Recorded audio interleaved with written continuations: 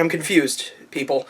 I'm adrift on this spinning rock, and every time I think I've got a grasp of its rotation, the goalposts just switch polarity on me. It's equal parts intriguing and frustrating and goddamn annoying. You see, every time I think we're moving down a path where we're just not dicks to each other for no apparent reason, we decide, let's be dicks to each other for no apparent reason. Do you remember Gamergate, and you can be excused if you just heard the sound of the internet's collective asshole puckering up remembering that shit, but does anybody even remember what that was about? Because all I remember were people flinging insults back and forth at each other and then getting upset and offended when the other side would fling insults back. And then it just stopped, and I was like, okay, yeah, we're moving towards a place of common ground and understanding again. Like, we're finally moving forward, but then life decided to give me a tracheotomy with the big pen of reality. Nope! No. Ghostbusters. Brand new black and white thing for us to argue incessantly about. And now we're to the point where we're just flinging insults back and forth to each other, and whatever the original point was, if there even was one, it's completely lost amongst a bunch of shit flinging, and it puts me in a really frustrating position because I don't want to pick either side because the most vocal members of both sides make me regret being given the gift of thought in the first place. What does any of this matter? Why are you saying it, guy on the internet who just makes fun of children's products? Well, I would say it's extremely important. In fact, it's vital to advertising.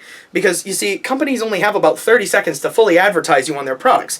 Why should I buy it? What purpose does it serve? Who is it for? That kind of stuff all needs to be answered within the very, very finite amount of time that a product has to advertise itself. Not only that, but advertisers have to be cognizant of a whole bunch of outside factors as well. I mean, they can't just be like, hey look, here's a broom, it gets dust off your floor, and if you use it, your neighbors won't think you live in squalor if they come over for tea and finger sandwiches. I just used this broom a couple minutes ago because, I cleaned up some dust and cleaned up some broken glass because I'm a mean drunk and I break things. Please help. Advertisers also have to be aware of social climates and economic trends, as they can have a very significant effect on what people will and will not buy, which is why the Dr. Pepper 10 commercials really baffle me. Now, the first few commercials that came out as a part of this campaign were harmless. The essential point was that Dr. Pepper 10 was the manliest low-calorie soda of all time, with 10 calories and bold flavor. Ah yes, because men don't count calories, only women watch their figure. I mean, look at me. Rocking the dad bod at 24. You see, I may be a fat ass with a failing liver and high cholesterol, but I've never felt healthier. I may die at 64, but I'll die with a smile on my face and a Big Mac in my mitts. The commercials show a bearded man doing manly things in the woods, like carrying a tree, which he then jump cuts into a canoe. He also pulls a Dr. Pepper 10 out of the river. That reminds me, I really hope I get to make it out to Colorado this year for the annual soda can migration. They're just not biting as hard here on the East Coast. And he's also trying to get Country Bear Hall up and running again. It's a noble cause. Overall, these commercials are, as I said, completely harmless. I mean, they're quick, they're amusing, and hell, I could even see myself purchasing some Dr. Pepper 10 after watching one in between my moments of not giving a shit about my health and well-being because I am a goddamn man. And I will not have that called into question. But then, Dr. Pepper released this commercial as part of their Dr. Pepper 10 campaign entitled Action. And this one is different, because this one is a 30-second spot, whereas all the other ones range between 10 and 15. Let's take a look. So it starts with Big McLargehuge here, running along in a forest with what looks to be a Super Nintendo Super Scope. Enjoying the film? Of course not. To be honest, no one's enjoying this film, because we shot it in one day on a green screen with a budget of a potato chip coupon. Because this is our movie!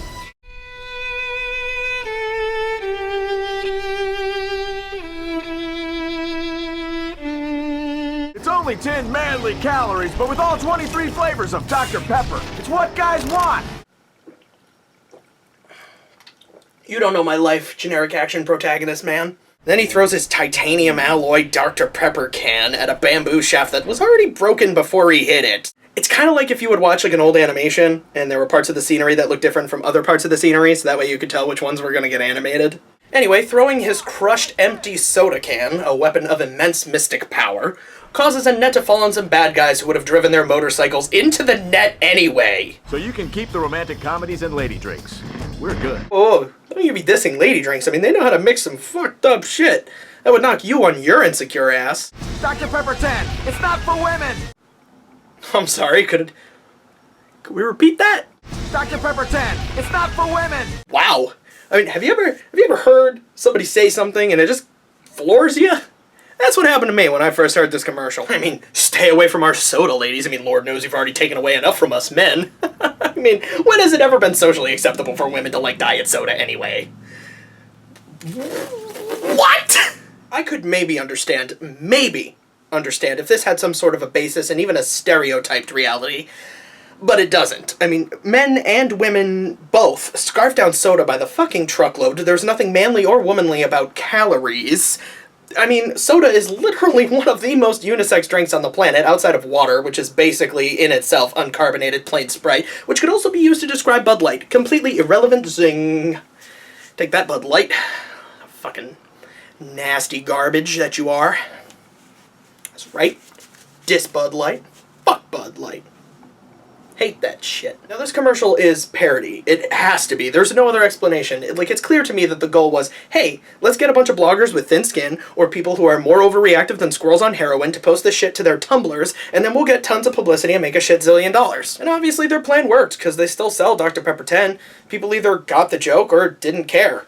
Probably the latter, though, because they dropped this ad campaign, and if you go to Dr. Pepper's website and look up information on Dr. Pepper 10, it makes no mention to the fact that it is a manly soda. All it says now is that all 10 calories taste bold. Whatever the case, be you a man or a woman or, hell, whatever you identify as, you should be able to drink whatever soda you want because that is your right. Not because it's manly or because it'll make you dainty, but because your brain is addicted to it and it'll force you to keep drinking it until your teeth fall out of your face.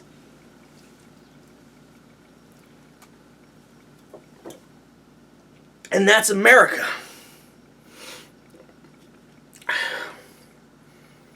America. So thank you for watching this episode of As Failed on TV. If you liked it, please give the video a like, subscribe to the channel if you aren't already, because that's how I know to keep making this kind of stuff, because it's what the people like, and that's what they want, and analytics are very important. Don't deny their importance. And if you got something to say to me, please say it in the comments. I tend to respond to quite a few of them, even though I probably shouldn't respond to most of the ones that I end up responding to. So, yeah, do that, and I guess I'll see you on the next one. I think we're gonna do more. We're gonna do more. So, I'm Chris the Nerd, and thanks for watching As Failed on TV.